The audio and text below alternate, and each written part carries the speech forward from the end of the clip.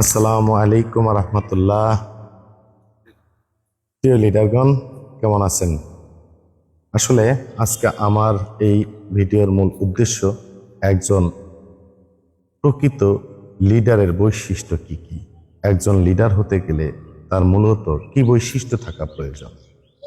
প্রথমত, একটা লিডারের বৈশিষ্ট্য থাকতে হবে অনেক ধৈর্যশীল, অনেক ট্যালেন্টফুল, অনেক মেধাবী এবং চৌকস লিডার হতে হবে।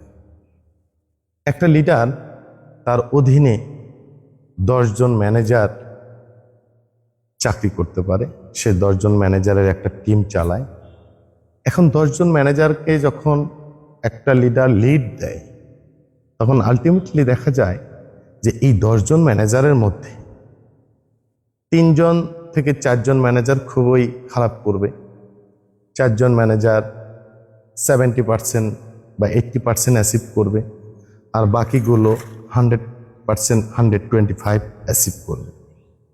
একটা লিডারের মূল বৈশিষ্ট্য হলো যে এই 10 জন যে ম্যানেজারকে নিয়ে যে তার যে একটা কার্যক্রম চালায়, এই 10 জন ম্যানেজারের মধ্যে যে লিডারগুলো খুবই দুর্বল, তাদের দিকে ফোকাস বেশি করা, মূলত তাদের সমস্যাগুলো কি কি, এই সমস্যাগুলো ফাইন্ড আউট করা।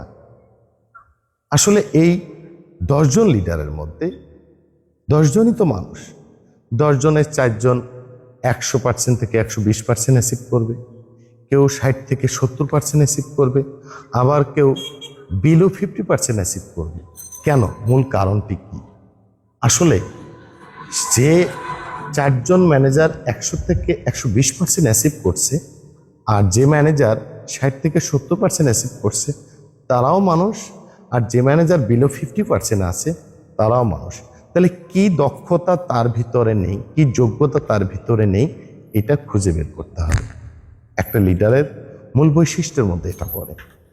মূলত যারা বিলো 50% অ্যাচিভ করে তাদেরকে কাছে ডাকতে হবে, তাদের মার্কেট পরিসর সম্পর্কে তাদের কাছ থেকে ধারণা নিতে হবে এবং টোটাল সবকিছু জেনে তাহলে তার যে লিকেজগুলো আছে এই লিকেজগুলো তাকে ধরিয়ে দিতে হবে।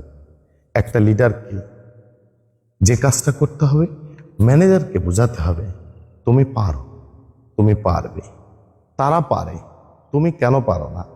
তুমি পারো না বলে এই নয় যে তুমি আসলে কিছু জানো না, তোমাকে পারতে হবে। তার মধ্যেও তোমার যে গুণাবলী আছে, তোমার মধ্যেও একই গুণাবলী নিয়ে আসতে হবে। দেখো, তুমি একটা শিক্ষিত পরিবারের সন্তান, তুমি যে কাজটা করতে এসেছো, তুমি মার্কেটে যে চাকরিটা করতে এসেছো, তোমার পরিবারের সম্মান বাঁচাতে হবে।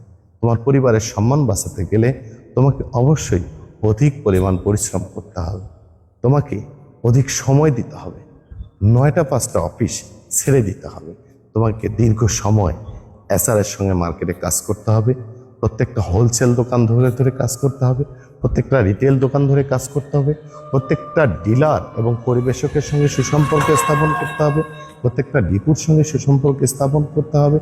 তাহলে দেখবে আস্তে আস্তে তুমি পেরে গেছো। যে ছেলেটা বিলো 50% করতেছে, তাকে যদি একটা লিডার কন্টিনিউ ব্রেক আপ করে, কন্টিনিউ যদি তাকে গিয়ার আপ করে, এই 50% থেকে সে 70% রূপান্তরিত হবে। 2 মাস 70% করলো, 2 মাস পরে সে আবার 80% অ্যাচিভমেন্ট করবে, আবার 4 মাস যাওয়ার পরে 5 থেকে 6 মাসের বেলায় দেখবে যে 100% সবাই রূপান্তরিত হবে। সুতরাং একটা লিডারের অধীনে যে এলাকাটা থাকবে, সেই এলাকাটা নিয়ে ওই লিডারকে প্রচণ্ড অ্যানালাইজ করতে হবে এবং প্রচণ্ডভাবে ওই এলাকা সম্পর্কে ব্যাপক ধারণা জ্ঞান নিয়ে ওই টিমটা পরিচালনা করলে সেই লিডার সফল হবে।